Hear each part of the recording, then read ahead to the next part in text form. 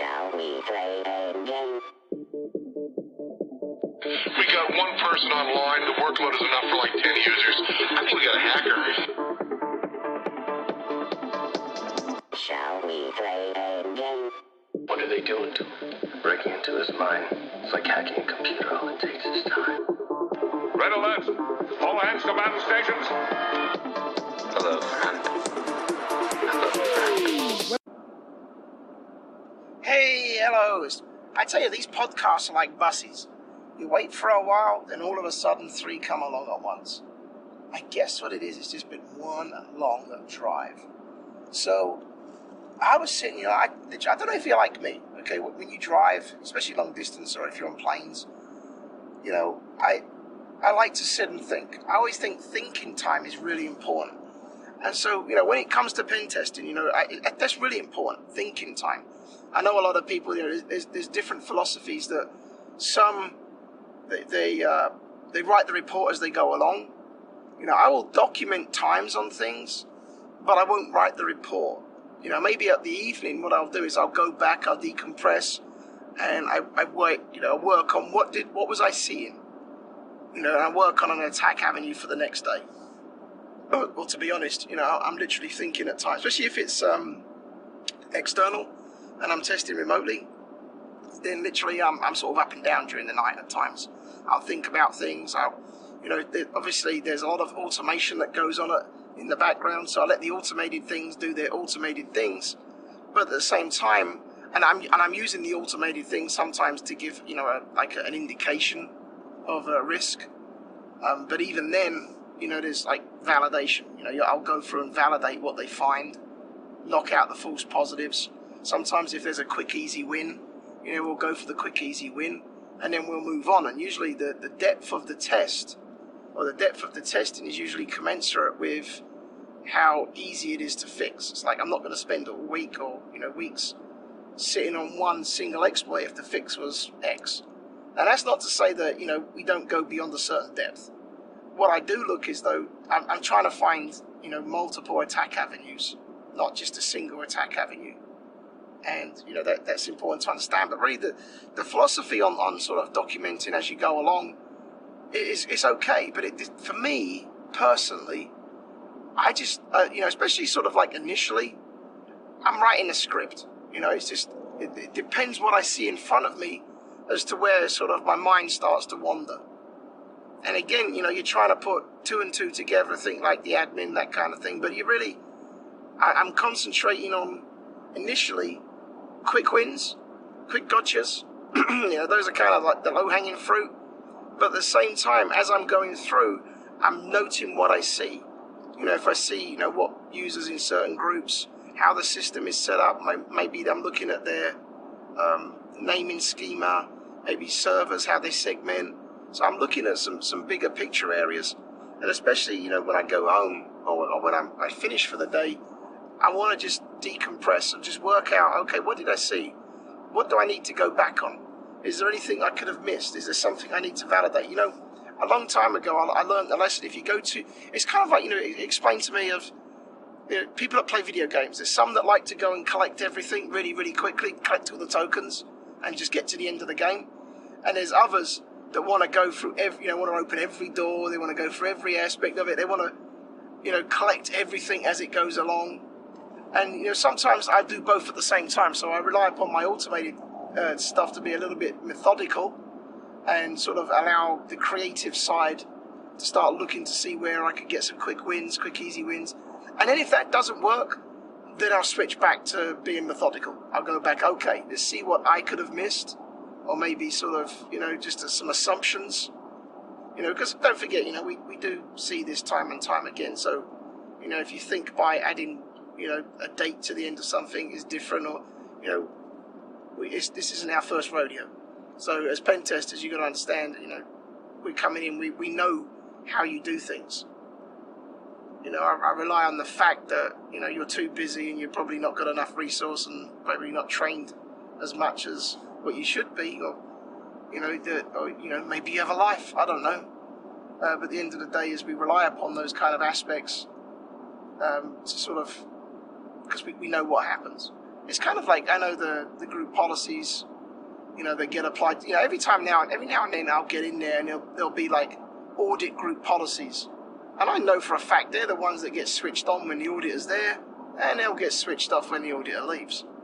Why? Because, I've been on that side of things as well, where you're asked to do something that would cause so much work disruption. But, the auditor's coming around, hey, I want to see your,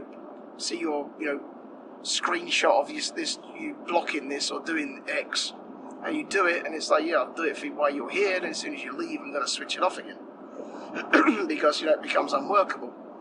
It's kind of like that meme, if you've ever seen it, where, they've got a gate and then there's tyre tracks going around the gate because there's no fencing or anything else. So sometimes if security is so restrictive, people always find a way around it. That's obviously a bigger subject. But really, it's, the methodology that is used. We follow the P-test framework, so we try and follow frameworks. And I like the P-test because it's open source framework. Then obviously you've got they usually map off to this. In fact, regulatory compliance tends to map off to all kinds of things anyway. So you've got NIST with Virginia, SEC 501, PCI, all kinds of different frameworks, regulatory sort of compliance frameworks. But then you actually have, actual frameworks like COBIT, which is sort of, how you should set up your security posture. Excuse me. I done a thing some time ago where I've always said a security posture should be dynamic. If you think about it, we have this static security posture, which means we permanently sit at DEFCON 1. That's not realistic, is it? Even the military doesn't sit at DEFCON 1, permanently.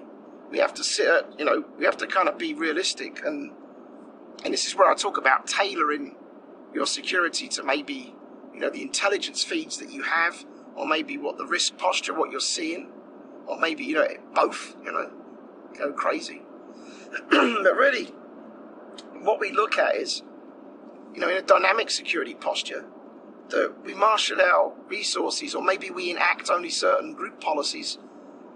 Maybe should we see, an outbreak of a virus start to occur, or maybe, there's a threat indicator that's come through that says, hey, your sector's being targeted by a new malware. And that makes sense to me. We need that dynamic security posture, and we need a dynamic security policy.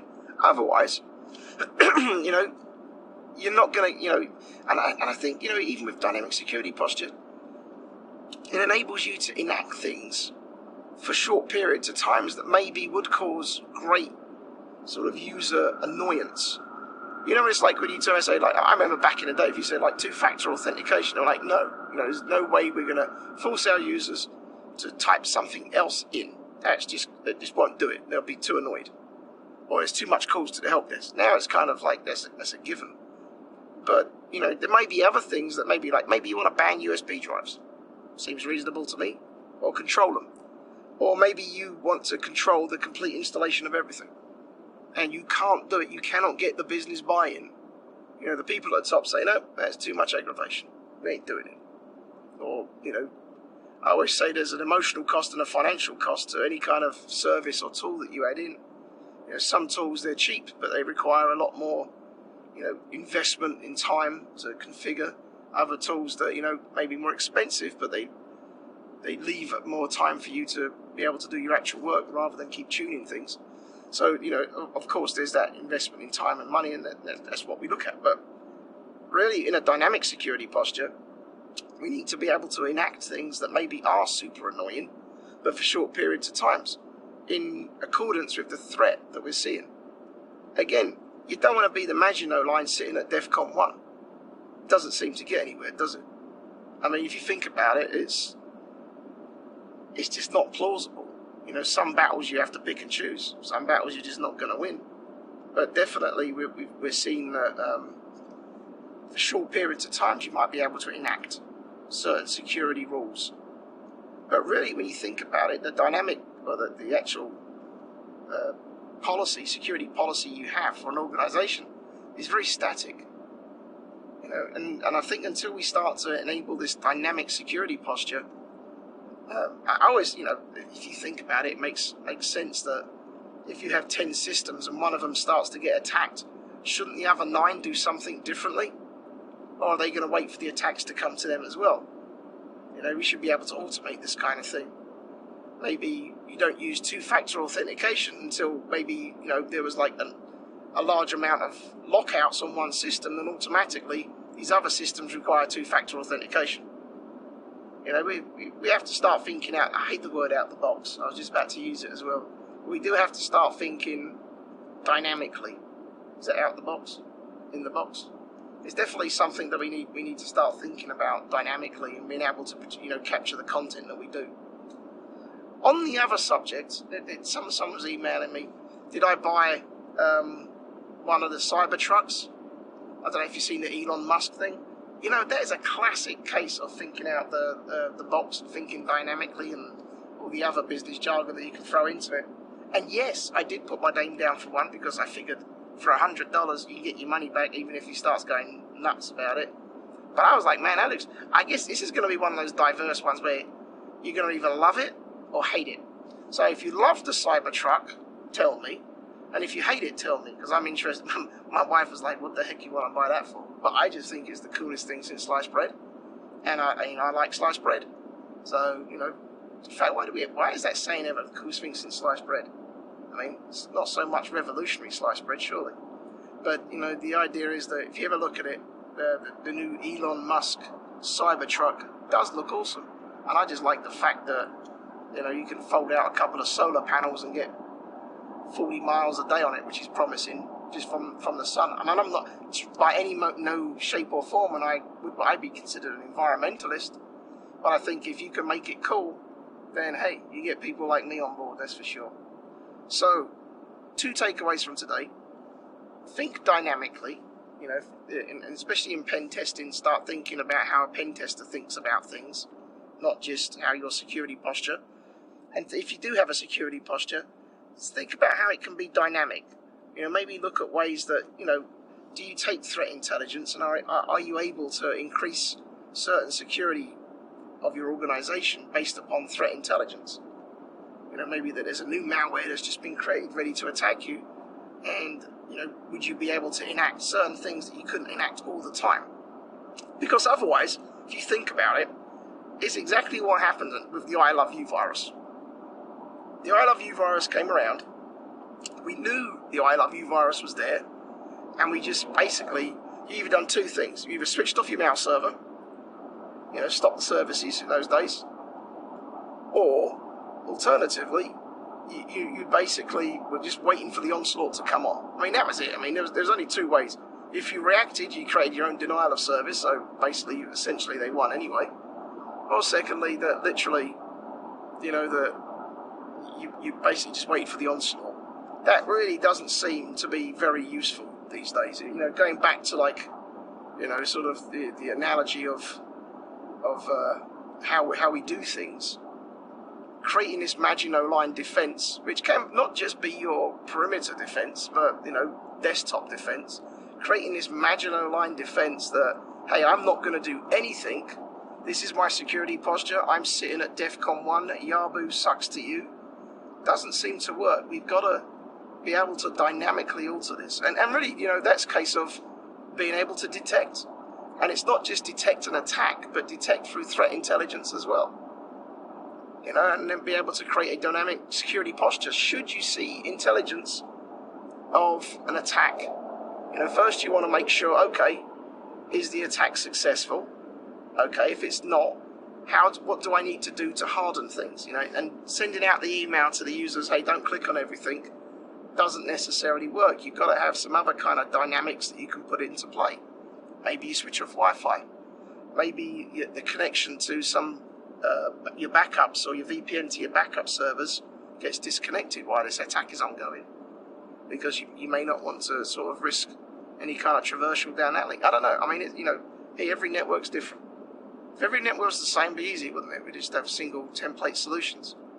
But every network is different. Every business dynamic is different. We have to work out which solutions best fit you. And that doesn't mean solutions in the big capital of, hey, go buy the new shiny new box.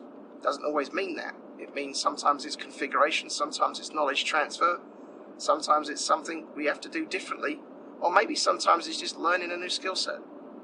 I mean, sometimes I love learning. Don't get me wrong. Every now and then I get burnt out on it, and I'll just sit there and think, geez, what can I do differently? Or what takes my mind off it? And it's not looking or trolling through things, looking for Cybertrucks, but it is looking for other outlets, other ways.